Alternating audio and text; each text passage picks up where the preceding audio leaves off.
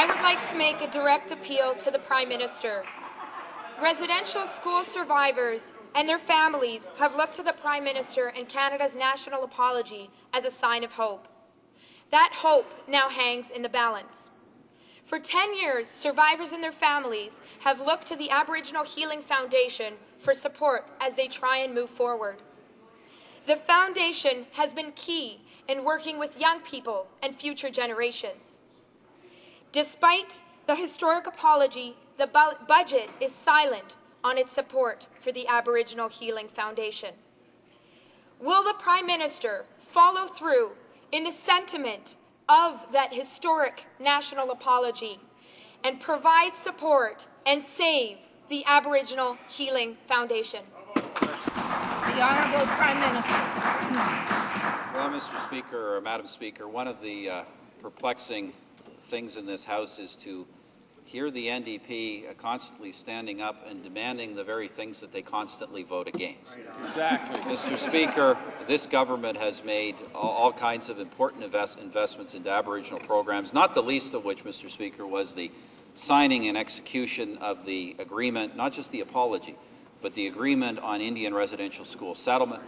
The member will know that the Aboriginal Healing Foundation is, of course, a part of that agreement.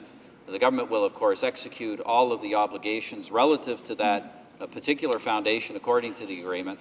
And as has already been said, the government has made sure it has provided additional money in costs that have been required under that agreement due to higher than expected take-up on some actions. These things have been provided in the budget. Now, Mr. Speaker, at the same time, I have to say, because I did make allusion to some of the things we've been doing that the NDP and others have opposed, this government has had a number of important initiatives in Aboriginal communities, not the least of which has been under not just the Minister of Indian Affairs, but his predecessor in front of me here was, of course, the important initiative on water, on providing clean water on Aboriginal reserves.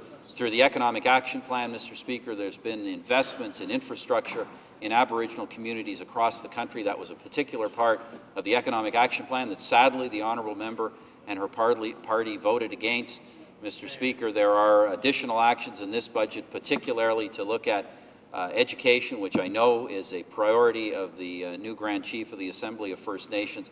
Mr. Speaker, for years, governments have, for decades, governments have talked about improving the lives of Aboriginal people, and there have been many grand promises and at times very extravagant numbers and budgets thrown around. This government has approached these problems in very clear ways, ranging from, as I say, water to housing to treaties. It has approached it with a desire to have very clear goals, to achieve some definitive outcomes, to actually make some progress on things that matter to Aboriginal people. And Mr. Speaker, Madam Speaker, while I believe we are making progress, we recognize we still have a long way to go, and we will continue to work with Aboriginal Canadians for a better future.